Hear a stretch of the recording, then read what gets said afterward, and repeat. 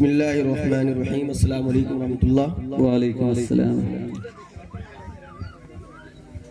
बड़ी खुशी की बात है कि आज का ये प्रोग्राम देखकर और ये नया जोश, नया वलवला देखकर बड़ी खुशी हुई। किसी शायर ने कहा था कि मेरे हाथ में कलम है, मेरे जहन में उजाला, मेरे हाथ में कलम है, मेरे जहन में उजाला, सुभान अल्लाह। सबेगा कोई जुल्मतों का पाला, मुझे फिक्रे अमने अलम, तुझे अपनी जात का गम, मैं तुलू हो रहा हूँ, तू गुरूब होने वाला। बहुत ही शानदार बातें कही। मैंने इस डिबेट को जो देखा उसके बाद मेरे दिल में सबसे पहले एक सवाल जागा कि सिर्फ दो ही बच्चे हमारे लिए क्यों बने। सबसे इम्पोर्टेंट ये आज के प्रोग्राम के इस महफिल के सबसे बेहतरीन और खूबसूरत यही दो बच्चे इस वक्त दिख रहे हैं।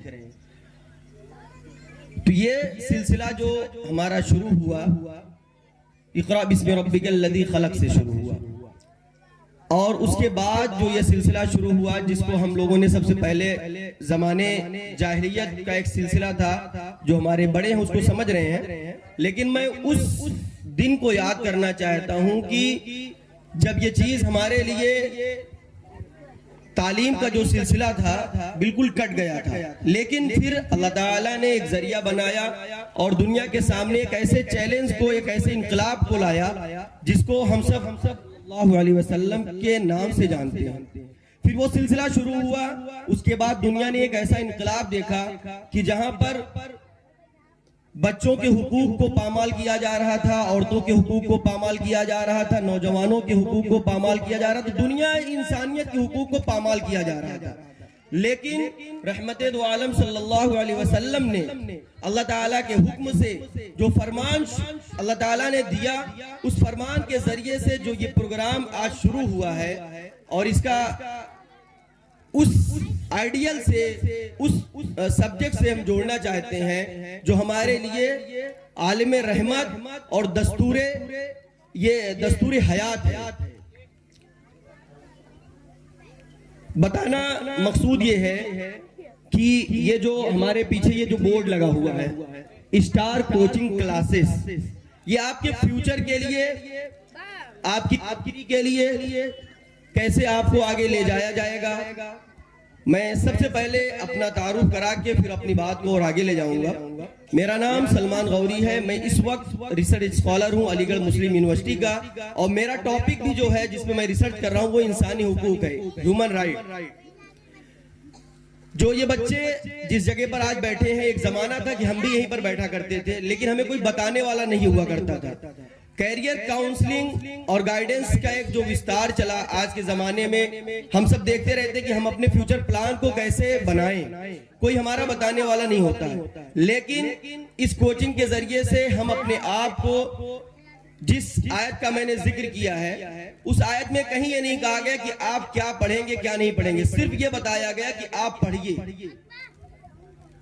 तो इसको समझने की बात है कि आज हम क्लास 6 में हैं, 7 में हैं, 8 में हैं, 9 में हैं, 10 में हैं या 11 12 में है, लेकिन हमारा फ्यूचर प्लान हमारे सामने नहीं है। और गार्जियन क्या करते हैं कि ऐसे बच्चों के सामने कोई ख्वाब नहीं सजाते हैं, यानी कि उनको क्या बनना है क्या नहीं बनना है इसके बारे में बातचीत नहीं करते हैं, और हमारा वक्त और हमारे बच्चों का वक्त ऐसे जाया हो जाता है कि हमको पता ही नहीं चलता कि हमारा बच्चा 15 साल की उम्र में कितना पढ़ा कितना नहीं पढ़ा और क्या करने की जरूरत थी। एक मिसाल मैं छोटी सी देना चाहता हूँ। हमारे आसपास में चौराहे हुआ करते हैं। हमारे घर का गार्जियन सुबह चौराहे पे जाकर बैठता है और तकरीबन 4 से 5 घंटे वहां एक चाय पर बात करके, एक चाय पर पूरे दिन बात करता है, लेकिन अपने बच्चे के बारे में कभी वो बात नहीं करता कि मेरा बच्चा डॉक्टर बनेगा, इंजीनियर बनेगा या साइंटिस्ट बनेगा। अब जिस सब्जेक्ट का डिबेट हो रहा है, यहाँ साइंटिस्ट बनने का बहुत बड़ा प्लान है। तो सबसे पहले पेरेंट्स से गुजारिश है कि हम अपने बच्चों को आला तालीम के लिए, मॉडर्न एजुकेशन के लिए आगे आना पड़ेगा। तो ये जो चौराहों का जो हमारा दस्तूर है, इस दस्तूर को बंद करना पड़ेगा। और हम अपना रोना रोते हैं कि हमारे पास पैसे नहीं है और हम बहुत कमजोर हैं और ये तमाम परेशानियां हैं, लेकिन चौराहे पर बैठकर हम रोजाना 100 से 200 रुपए खर्च करते हैं। या हमारी माएँ हैं, हमारी बहनें हैं, बाजारों के अंदर जब जाती हैं तो 4000 का सूट 5000 का सूट हम पहन लेते हैं, खरीद लेते हैं। लेकिन ये सच्चाई है कि हम अपने आप को अभी तक जान सके कि हमारी तालीम की ज्यादा अहमियत है या हमारे चौराहे और हमारे बाजार से लिए हुए कपड़ों की ज्यादा अहमियत है। एक नाम आपके सामने मैं बताना चाहता हूं, जिनका नाम सर सैयद अहमद खान है, जो बानिया दरसगाह अलीगढ़ मुस्लिम यूनिवर्सिटी है। उन्होंने कहा कि शाम दर शाम जलेंगे तेरी यादों के चिराग, शाम दर शाम जलेंगे तेरी यादों के चिराग, नस्ल दर नस्ल तेरा दर्द नुमाया होगा। तो सर सैयद ने एक ख्वाब देखा था और वो ख्वाब ये था कि जब उन्होंने अपने ख्वाब को ताबीर करने के लिए जब सिलसिला शुरू किया, उस वक्त अलीगढ़ मुस्लिम यूनिवर्सिटी नहीं था, बल्कि 1875 के अंदर वो एक छोटा सा मदरसा, एक छोटा सा कॉलेज या एक छोटा सा स्कूल बनाने की कोशिश कर रहे थे। उस वक्त एक वाकया बता दूं, उस वक्त सर सैयद अहमद खान अपने लोगों की तालीम के लिए, इंडिया के लोगों की तालीम के लिए वो सोच रहे थे कि एक आला मेयार का तालीमी इदारा खड़ा कर दिया जाए। ऐसे वक्त में सर सैयद अहमद खान जब लोगों के पास गए चंदा करने के लिए, उनसे पैसा जोड़ने के लिए, तो लोगों ने तरह तरह से कमेंट किया। उसमें से एक कमेंट ये था कि वो रास्ते में जा रहे थे, एक औरत के पास पहुंचते हैं, जो हम सब जानते हैं कि मर्द की कामयाबी के पीछे सबसे बड़ा रोल जो प्ले करने वाला शख्स है वो कौन है? कोई बताए इसमें वो सबसे बड़ा रोल कौन प्ले करता है?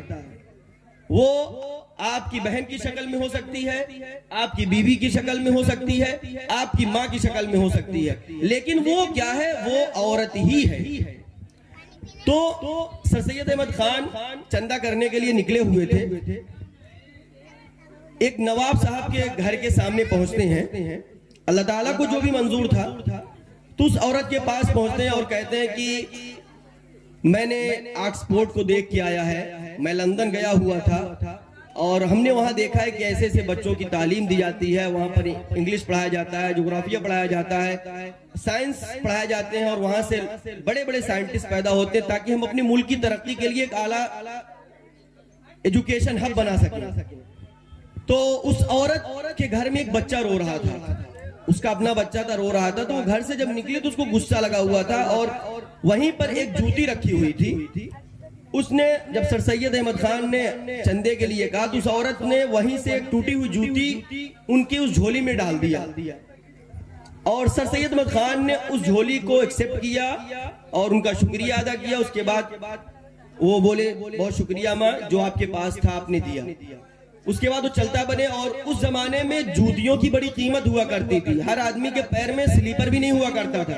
1875 के अंदर या यहाँ तक बात करें कि हम 2005 तक हम जब पढ़ने जाते थे, हम सब जो हमारे बड़े बैठे हुए सब जानते हैं, हमको ड्रेस नहीं मिलता था पढ़ने के लिए, हमारे पास बैग नहीं हुआ करते थे, हमारे पैर में जूते और मोजे नहीं हुआ करते थे। उस वक्त हम जब तख्तियों में पढ़ा करते थे तो वो जमाना था कि उनके लिए वो जूती जो मिली हुई थी नवाब के यहाँ से वो बड़ी कीमती थी। उन्होंने उस जूती को जो फटी पुरानी थी उसको सिलाया और सिलाकर फरोख्त किया। फरोख्त करने के बाद उस जूती से जो चंदा मिला उस चंदे को मदरसे में लगाया। उसके बाद एक दूसरा वाकया और उसके थोड़े दिनों बाद वो चंदा करने निकले हुए थे तो लोगों ने कहा ऐसे ही एक प्रोग्राम अलीगढ़ नुमाइश लगती है, वहां पर एक नाचने का प्रोग्राम होता है। तो वहां पर कुछ हमारी तरह कुछ लड़के बैठे हुए थे। उन लड़कों ने जब उन लड़कों के पास, उन नवाबों के पास जब सर सैयद अहमद खान पहुंचे तो बोला उनसे कि एक काम करो सर सैयद अहमद खान, कल तुम जो है नुमाइश के अंदर जो स्टेज लगा हुआ जहां डांस होगा वहां पर आओ, तुमको वहां पर भरपूर चंदा दिया जाएगा। यानी वहां नाचने वाली जगह पर आकर नाचोगे तो हम तुमको चंदे देंगे। एक कौम का इंसान आपको तालीम की तरफ रागिब कर रहा है, लेकिन हमारा नौजवान और हमारे बड़े बूढ़े, हमारे जो नवाबों का सिलसिला था, वो क्या कह रहे हैं कि हम आपको चंदा उस वक्त देंगे जब आप नाच कर दिखाएंगे। लेकिन उस शख्स की हिम्मत को सलाम, उस शख्स को दाद मिलती है कि वो शख्स इस बात को एक्सेप्ट करता है और वो कहता है कि ठीक है, मैं शाम के अंदर नुमाइश में आपको मिलूंगा। उसके बाद वहां पर नुमाइश लगती है, शाम का टाइम होता है। सर सैयद अहमद खान खुद और अपने 2 शागिर्दों को लेकर वहां पर पहुंचते हैं। जब वहां पर पहुंचते हैं तो लोगों ने कहा कि ये सैयद अहमद आ चुके, जो चंदा हमसे वहां मांग रहे थे ना, अब वो नाचेंगे, मजा आएगा।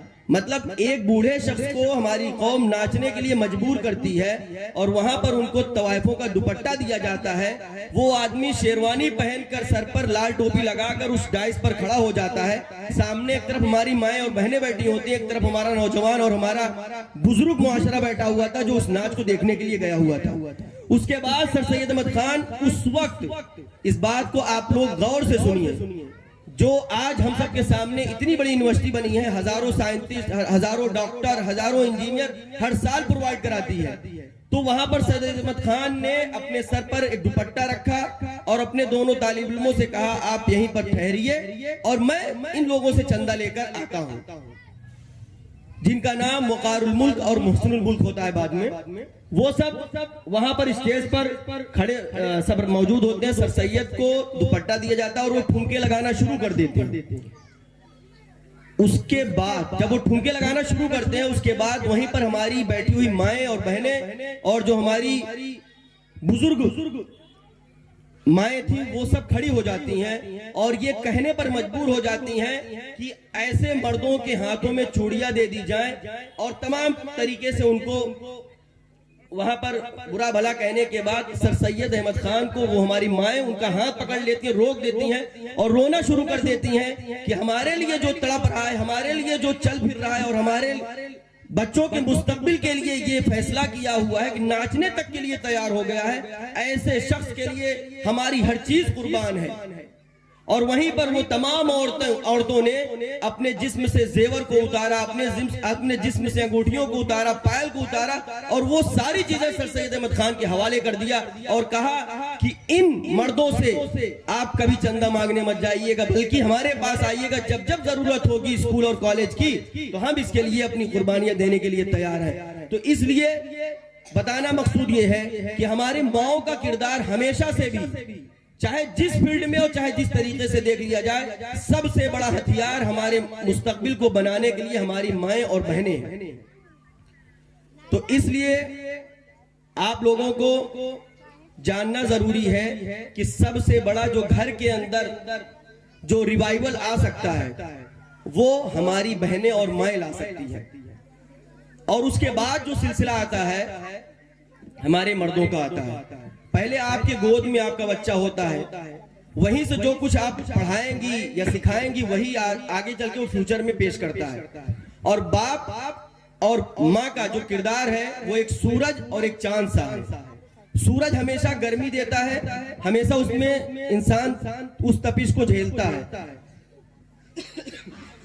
तो ये सिलसिला जो है हम सबको आगे बढ़ने के लिए जरूरी है इस बात को सोचना कि हमारा माजी कैसा था। दूसरी चीज, यहाँ इस पोस्टर के अंदर class 6, 9 one day exam preparation for JNU AMU सैनिक स्कूल जेमाई है। हमारे आसपास में जो बच्चे हैं इसमें फॉर्म आ चुके हैं, तकरीबन सारे स्कूल में फॉर्म आए हुए हैं। जामिया का भी फॉर्म आ चुका है, BHU का भी आ चुका है, JNU का भी आ चुका है। इन सब स्कूलों के फॉर्म आए हुए हैं। तो मैं मेहताब सर से भी गुजारिश करूंगा कि जितने भी अपने आसपास के बच्चे हैं और अपने पेरेंट्स से भी गुजारिश करता हूं कि इन बच्चों को इस नियत से स्कूल में, यूनिवर्सिटियों में एग्जाम दिलाएं कि कल ये बच्चे उस मंजिल तक पहुंच सकते हैं जिस मंजिल की सोच हम रखते हैं। क्योंकि डॉक्टर और मास्टर का जो बेस है ना, हमारे घरों के अंदर नहीं बन सकते। तो इसलिए इस प्रोग्राम का हिस्सा बनिए। हम अलीगढ़ में रहते हैं, अलीगढ़ के अंदर आपके बच्चे आएंगे, उनके रहने का इंतजाम, उनके खाने का इंतजाम और ट्रैवल का इंतजाम हमारे मेहताब सर करेंगे। और उसमें पैसे के लिए हमको पीछे नहीं भागना। मैं आपको बता दूं, वहां की जो हम सोचते हैं कि यूनिवर्सिटियों के अंदर पढ़ने के लिए हमारे पास फीस नहीं होती है, लेकिन हमको हकीकत यह है कि हमको मालूम ही नहीं कि उसकी फीस क्या है। क्लास 6 के अंदर अगर हमारा बच्चा एडमिशन लेता है और उसको हॉस्टल मिलता है तो सिर्फ और सिर्फ पूरे साल की जो फीस है वो 7600 है, यानी 7600 रुपए है, 7500 रुपए पूरे साल का विद हॉस्टल है। अगर 9 में हमारा एडमिशन होता है तो 8,000 रुपए है। अगर हमारा एडमिशन 11th में होता है तो उसकी फीस जो है विद हॉस्टल 13,000 रुपए पूरे साल की है।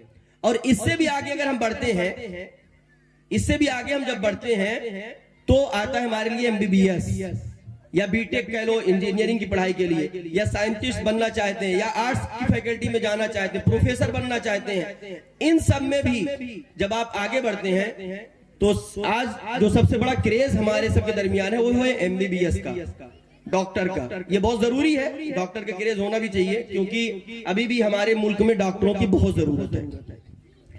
तो डॉक्टर की फीस जो 5 साल की है, अगर हम प्राइवेट कराते हैं तो फीस ही हम 25 लाख रुपए देते हैं। उसके बाद हॉस्टल फीस हर साल की 3 लाख 4 लाख रुपए होती है। फिर एजुकेशन फीस अलग होती है, ट्यूशन फीस अलग होती है, बिल्डिंग फीस अलग होती है। तकरीबन हम अगर अपने घर में एक डॉक्टर बनाना चाहते हैं प्राइवेट तो 1 करोड़ रुपए मान के चलिए। कितना? 1 करोड़ रुपए। लेकिन हम जब यूनिवर्सिटी का दरवाजा खटखटाते हैं और हमारे अच्छे बच्चे, जैसे ये जो हमारे शानदार दोनों बच्चे बैठे हुए हैं, अगर हमको इनको अपने फ्यूचर में ले आना है, आगे बढ़ाना है, तो वहां की जो 5 साल की फीस है वो 97,000 है। यानी 1 लाख रुपए में 3,000 रुपए कम, वो भी 5 साल के पूरे कोर्स की बात पे कर रहा हूं। कितना? 97,000 रुपए 5 साल में। कौन आदमी, जो हम लोग सुनते हैं ना कि फला ड्राइवर का बेटा, फला रिक्शा चालक का बेटा, फला किसान का बेटा 5 साल के अंदर उसने MBBS कर लिया, नीट का एग्जाम क्वालिफाई कर लिया। ऐसे हमारे मुल्क के अंदर हजारों तंजीमें, हजारों सोसाइटियां ऐसी चल रही हैं जो आपको आगे ले जाना चाहती हैं, जो आपके हाथ को खींचना चाहती हैं। लेकिन चंद लोग ऐसे जो आपके पैर खींचना चाहते हैं, तो उन चंद लोगों को छोड़ दीजिए जो आपके पैर खींचना चाहते हैं। जो आपके हाथ को खींचकर आगे ले जाना चाहते हैं, उनका साथ आप भी दीजिए और आप उनके साथ रहिए। जो ये आपका छोटा सा ये सेंटर चल रहा है, ये आपको आगे ले जाकर बहुत बहुत बहुत आगे ले जा सकता है। ये 2 चीजें मैंने आपको बताई कि आपको कम पैसे में अच्छा एजुकेशन आपको निकलना पड़ेगा, आपको हिजरत करना पड़ेगा। हिजरत के माने आप सब जानते होंगे हिजरत होती कैसी है। हिजरत कई तरीके की होती है। उसमें से एक हिजरत ये कि अपने घर से अपने माँ बाप को अच्छी दाल, अच्छी रोटी, अच्छे खाने छोड़कर हमको निकलना पड़ेगा। हॉस्टल की जिंदगी को पकड़ना पड़ेगा, तब जाकर हम अपनी कामयाबी की मंजिल को पा सकते हैं। आखिरी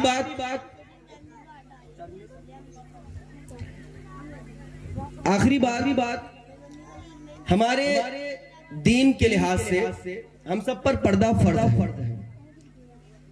हम सब पर पर्दा फर्ज है। लेकिन हमारी माएं और बहनें जब वो डॉक्टर के पास जाती हैं तो कौन सा पर्दा रह जाता है? सारे पर्दे का लिहाज खत्म हो जाता है। नहीं, यहां से हम बताना चाहते हैं, मैं और उसमें कोई कमेंट नहीं कर रहे हैं। जब जरूरत जैसे भी पूरी हो, पूरी करनी चाहिए। हमारे मुआशरे में भी, हमारे समाज के आस पड़ोस में जो भी हमारे और भी बिरादरी के लोग रहते हैं, चाहे वो किसी भी धर्म में रहते हैं, हर जगह पर्दा लोग करते हैं। कहीं घूंघट का मामला है, कहीं निकाब का मामला है, हर तरीके से पर्दा करते हैं। इसको अदरवाइज वैसे नहीं लेना कि हम ऐसी कोई बात कर रहे हैं। हम पर्दे की बात कर रहे हैं कि एक मर्द और एक औरत, उसके अंदर का जो पार्टीशन है अदर के साथ में तो नहीं हो सकता है ना। जब डॉक्टर होता, फीमेल डॉक्टर नहीं होती है, अब हमारे पेट में बच्चा है तो हम क्या करते हैं? मेल डॉक्टर के पास जाते हैं। तकरीबन हमारे प्रतापगढ़ में किसी भी कम्युनिटी का फीमेल डॉक्टर नहीं है। तो ये हमारा फर्ज बनता है और वो फर्ज हमको अदा करना सबसे जरूरी है कि हमारी बेटियां चाहे जिस कम्युनिटी से हो, उन बेटियों के ऊपर अपने आप को फर्ज कर लेना चाहिए कि हमको अपने समाज को आगे बढ़ाने के लिए, अपनी बहन और बेटियों को आगे बढ़ाने के लिए और उनकी इज्जत की रखवाली करने के लिए हमको खुद आगे आने पड़ेगा। इस फर्ज को समझते हुए हमको डॉक्टर बनना बहुत जरूरी है। हम सबको ये तय करना पड़ेगा कि अगर हमारे यहाँ आस पड़ोस में 100 बच्चियां हैं तो उसमें से 3, 4, 5 को कलेक्ट करना पड़ेगा। ये जिम्मेदारी मेहताब सर की भी है, इनकी पूरी टीम की भी है और आस पड़ोस में जितने लोग बैठे हुए इन सब की भी ये जिम्मेदारी है कि ऐसी बच्चियों को सेलेक्ट करें और सेलेक्ट करके उनको डॉक्टर बनाएं, ताकि इस चीज से हम सब बच सकें कि हमारा मुआशरा बच सके और हमारे पर्दे का जो लिहाज है उसको भी किया जा सके। एक शेर पढ़ के अपनी बात खत्म करता हूं। इल्म ने खूने रगे जा दिया और ना मरा, इल्म ने खूने रगे जा दिया और ना मरा, इल्म ने जहर का पैमाना पिया और ना मरा। इल्म सुकरात की आवाज है ईसा का लहू, इल्म मलब्बास सलमदार के जख्मी बाजू, काबाओ कौसैन को यही सर करता है। इल्म तालिब को तलब से ही सिला देता है और जहल इंसान को बूजहल बना देता है। अस्सलाम वालेकुम रहमतुल्लाह। बहुत ही शानदार अपने